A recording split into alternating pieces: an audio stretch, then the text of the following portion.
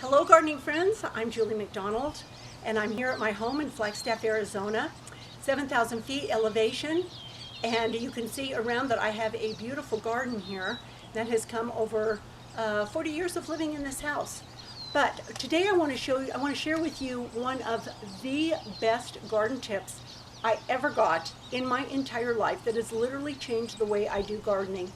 And it's a wonderful tip. It is easy and it's free. So what more can you possibly want for a great gardening tip? Now when we moved in here, I was pregnant with my oldest daughter, had 4 children over what seemed like a rather long period of time. But this was the neighborhood football field for Cooper Drive. So kids, I had a little patch of flower bed right along the driveway. The rest of the yard was grass, and the kids just came and played and had Kool-Aid and ran through the sprinkler and played games and football and everything else. So that's how that yard was used. As the kids grew older and one by one went to college, moved away, I began to take over that lawn and convert it into usable garden space. And it's with this tip that I'm going to show you that I was able to do that. And my oldest said, "Mom, every time I come home there's less grass. Where are my kids going to play?" And I said, "I'm going to take your kids to the park. So I don't need to be the neighborhood football field anymore." So this is what you do. This is absolutely so amazing. So you have grass, invasive weeds, some plant that you don't want, and you want to turn it into usable garden space, either to grow perennials, flowers, trees, bushes, natural landscape, or a vegetable garden, very, very productive garden. And you have something there that you want to get rid of. You never want to use a chemical. I mean, that's just a horrible idea. But you also don't want to get rid of your grass. Grass is amazing. So I have a little clump of grass right here. This is just this is a piece of gold. You've got the grass, which has fixed nitrogen. You have the roots, which have also fixed nitrogen. And you have years and years of thatch, leaves, other composted materials that have built up. And you have a nice layer of topsoil that you don't want to lose. You just want it to be dead. You just want to kill it. You don't want to get rid of it. So that's why digging it up doesn't make sense. Also, it's nearly impossible to dig up grass effectively. All it takes is one little root like that, and even smaller, and that grass is going again. So it's very difficult to get rid of, not to mention that it is backbreaking as well. So you have your grass, you want to leave your grass. How do you get rid of it? So you can do this any time of the year. I usually do it in the fall, but I am going to show you this today, and it's the end of May here in Flagstaff, almost June. And there's a little area of grass over here that I would like to expand my perennial bed and put some more flowers here. So what I have is I have the box that I used for my wood burning stove this year. So it's already served a good purpose. And now I'm going to use it for this. And what we're going to do, we're going to lay this cardboard box out in this whole length here.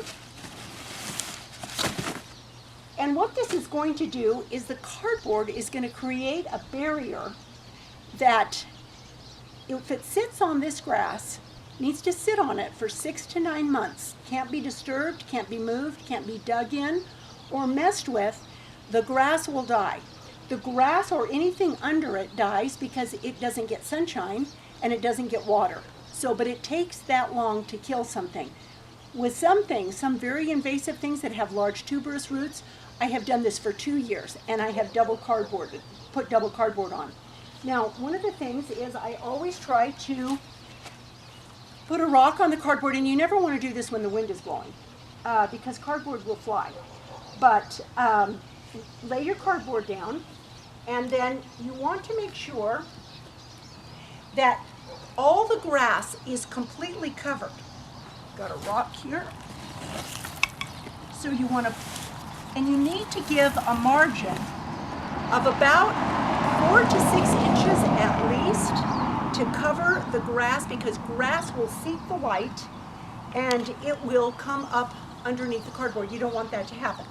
Or the invasive plant. Now I've got a rock here. I'm just going to cover this rock too. It's not going to hurt anything. And then the nature, I'm going to put this rock here to hold it because this is where I want this to be. Even a little bit more. I got a little bachelor button coming up here that I don't want to lose.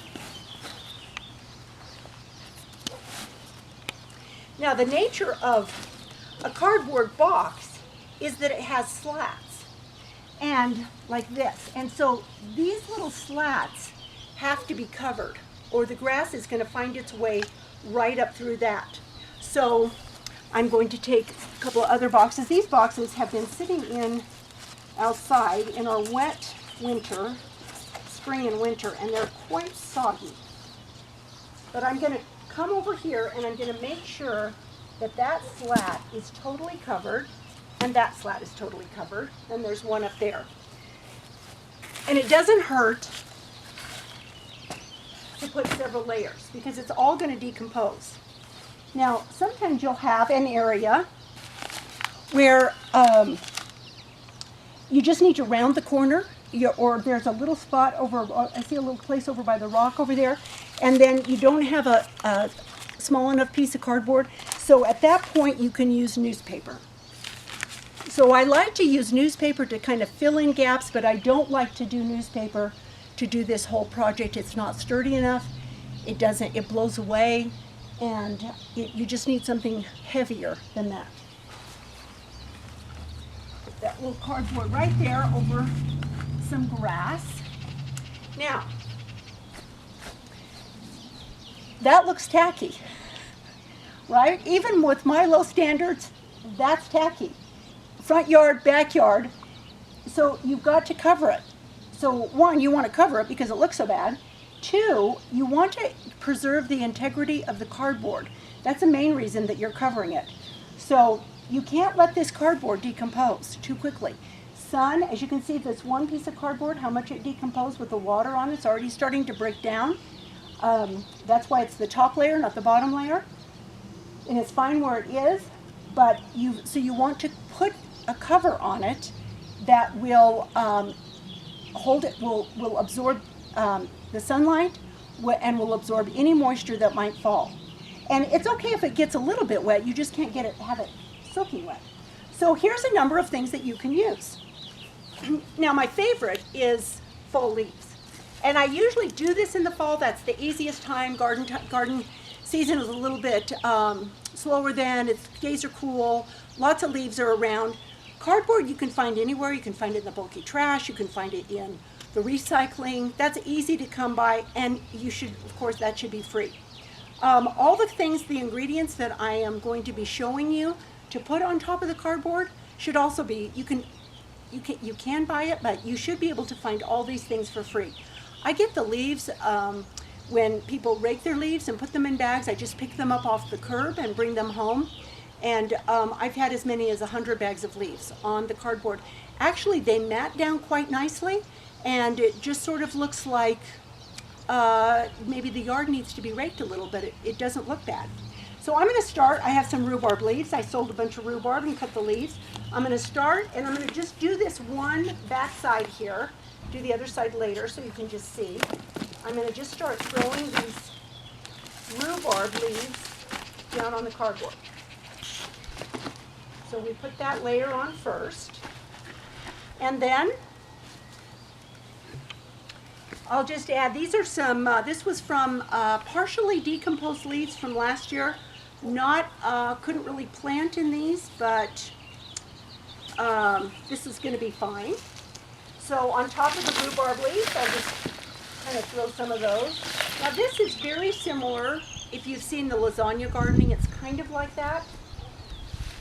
But you could do anything you want here, anything you have. Another good thing to use if you do this in the summer are grass clippings. Grass clippings work great. They also make a nice mat.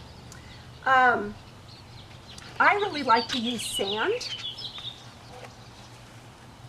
I like to mix sand in with everything because it really loosens the soil.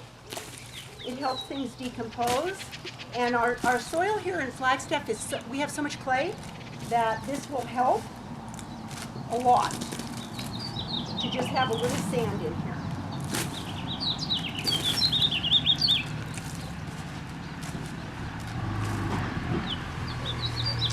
So you can use any really kind of, any manures that you can get a hold of.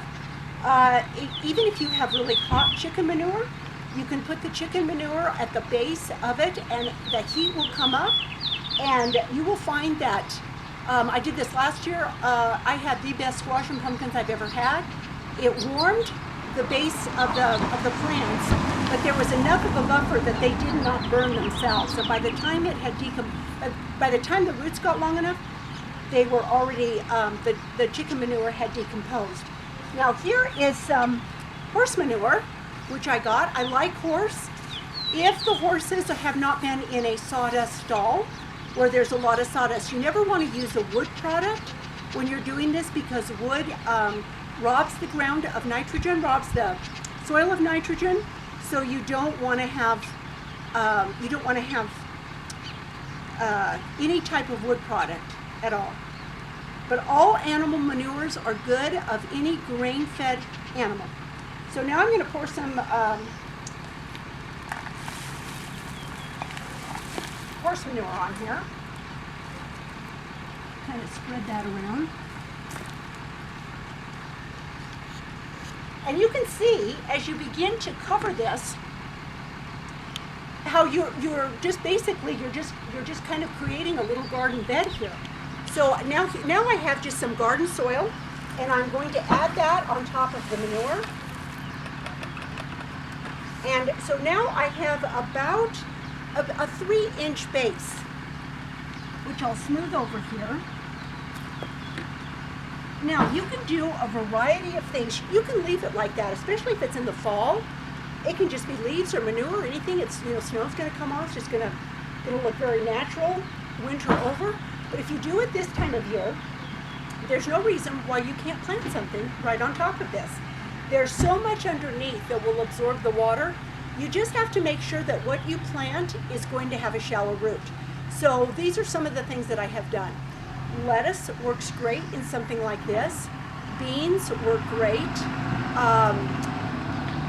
Cosmos, I've done cosmos, nasturtiums, pansies, other kinds of, maybe some other annuals will do well in there. And then just nothing with a deep root, because you have to keep that, no perennials. So nothing with a deep root or that it's going to go down too far. So what I'm going to do this year, I've got some beans here. These beans actually came, whoops, yeah, this is an old heirloom bean from the Hopi Reservation. So this is a natural bean for our area here. And one of my farm stand customers and friends, she's a police officer, gave these to me. So I am anxious to try these. So this is what I'm going to plant this year in this little spot. And remember, I am going to cover all the cardboard. So we'll just put a few and I'll just show you what I'm going to do. I'm going to just put those beans just in, just like that. They can go quite quickly. Right in there. Then I'll finish planting those later. Another thing I like to do, and this covers a large area, I don't recommend doing this in a huge, I recommend doing it in pieces. Because remember, it's easy to get cardboard to cover. It's not as easy to get this, things to cover the top of the cardboard. So just make sure that you don't overdo it in your zeal and your exuberance and excitement over this, as I have done in the past. But one thing that I really like to do is to plant pumpkins, trailing nasturtiums, or gourds.